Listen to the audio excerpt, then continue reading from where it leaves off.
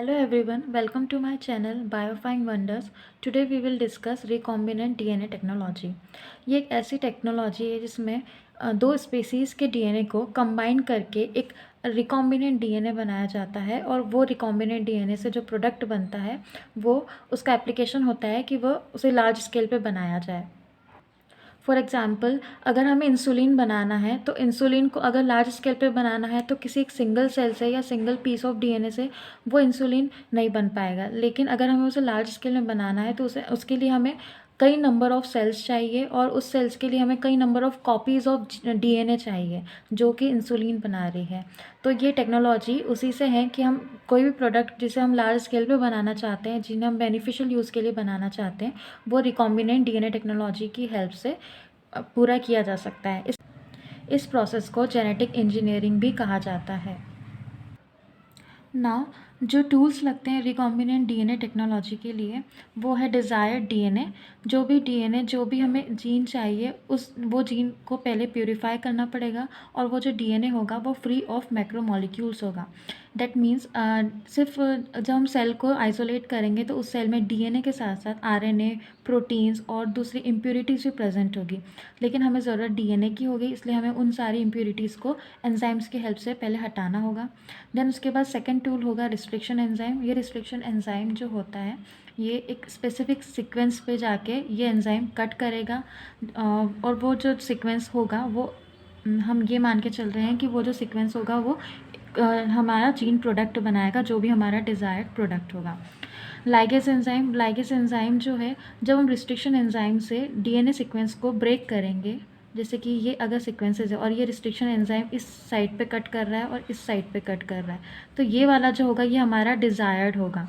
Then अगर यही वाला डिज़ायर्ड अगर हमें दो सेल चाहिए, दो सेल का डीएनए सीक्वेंस चाहिए, तो दो सेल्स के डीएनए सीक्वेंस को जब हम कंबाइन कर रहे हैं तो उस कॉम्बिनेशन के लिए लाइगेज एंजाइम का यूज़ किया जाता है। इसको लाइगेज एंजाइम एक तरह का एक फेविकॉल की तरह है जो कि डीएनए को आपस में जोड़ती है। देन नेक्स्ट टूल होगा रिकॉम्बिनेंट डीएनए टेक्नोलॉजी के लिए वेक्टर यहाँ पे एक ऐसा मटेरियल है, ये एक ऐसा व्हीकल होगा जो कि जेनेटिक मटेरियल को ट्रांसफ़र करने के लिए ज़रूरी होगा। आगे हम फ्लो चार्ट में ये वेक्टर का काम देखेंगे। नेक्स्ट टूल होगा होस्ट सेल इसलिए ज़रूरी है बिकॉज कोई भी जीन को मल्टीप्लिकेशन के लिए मशीनरी की ज़रूरत होती है और वो मशीनरी जो है वो मशीनरी प्रोवाइड करवाने का काम होस्ट सेल करेगी। ये होस्ट सेल का ये फीचर होगा कि होस्ट सेल ऐसी होनी चाहिए जिसका मल्टीप्लिकेशन रेट बहुत ज़्यादा हो, ताकि वो और ज़्यादा जीन को बनाए और ज़्यादा जीन बनेगा उतना ही ज़्यादा हमारा जो डिज़ायर्ड प्रोडक्ट है लार्ज नंबर में बनेगा। नेक्स्ट एग्जाम्पल, अगर हमें इंसुलिन का लार्ज स्केल पे प्रोडक्शन करना है देन उसके लिए जो सेल की ज़रूरत होगी वो होगी पैनक्रियाज की जो बीटा सेल होती है, जो कि इंसुलिन सिक्रीट करती है। उस सेल्स को पहले प्यूरिफाई करना होगा, उस सेल्स को पहले आइसोलेट करना होगा। देन उस सेल्स का आइसोलेशन के बाद जो डीएनए इंसुलिन बना रहे हैं, जो जीन्स इंसुलिन बना रहे हैं, उसे पहले हमें प्यूरिफाई करना होगा। देन ये जो ब्लू कलर का है वो मान लीजिए कि वो उस सेल का डीएनए है जो कि इंसुलिन बनाएगा। इसमें भी कुछ जीन्स ही होंगे जो कि इंसुलिन बनाएंगे, तो हमें पहले तो उस स्पेसिफिक सीक्वेंस को पहचानना होगा जो इंसुलिन बनाएंगे। देन उस सीक्वेंस को आइडेंटिफाई करने के बाद उस सीक्वेंस को रिस्ट्रिक्शन एंजाइम की हेल्प से कट करेंगे स्पेसिफिक लोकेशन पे, जो कि आगे जाके इंसुलिन बनाएंगे।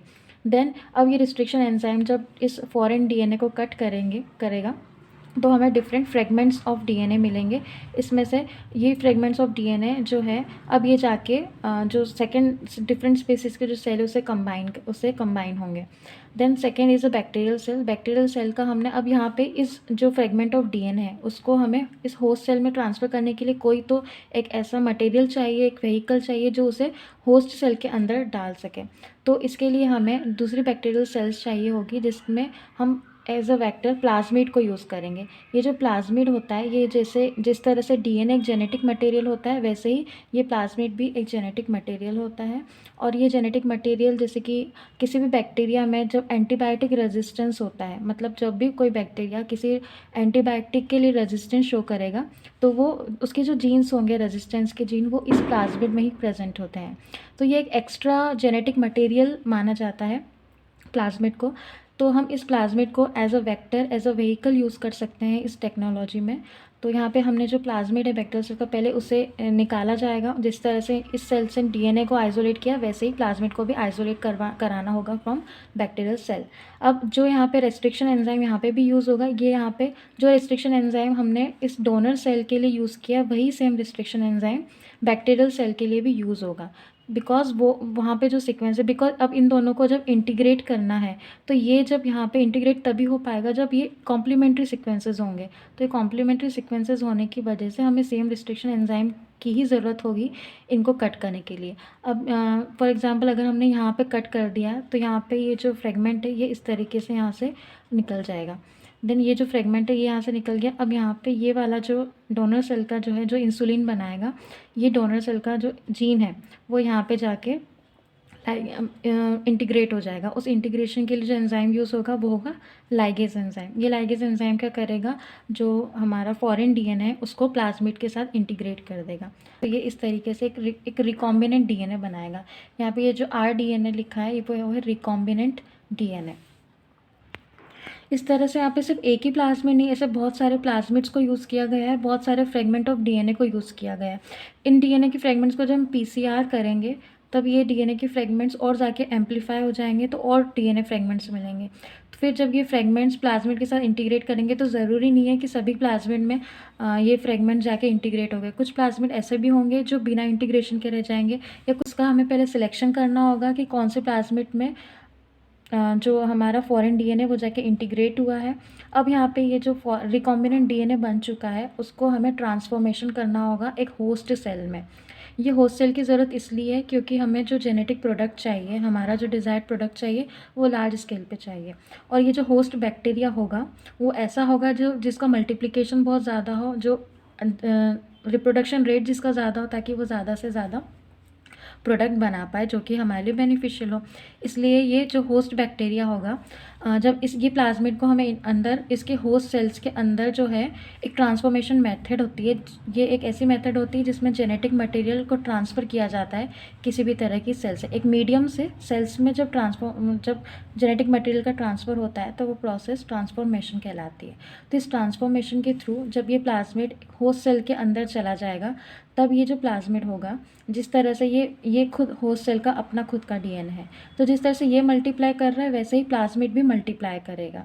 इस होस्ट सेल की मशीनरी को यूज़ करके, इस होस्ट सेल के एंजाइम्स को यूज़ करके ये भी मल्टीप्लाई करेगा जैसे ये मल्टीप्लाई कर रहा है।